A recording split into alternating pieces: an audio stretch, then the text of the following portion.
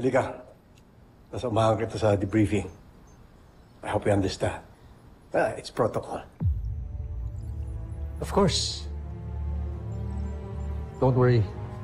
Babalikan ko kayo agad. Let's go. Halika. Dami natin pag-uusapan.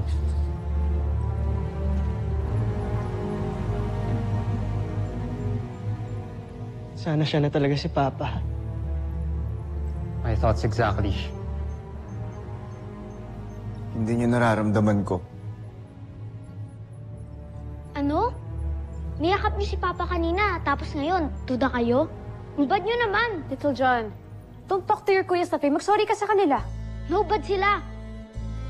Ikaw rin! Naglay ka kay Papa tungkol sa mama ko. Bad Little mo John, lahat! Little John.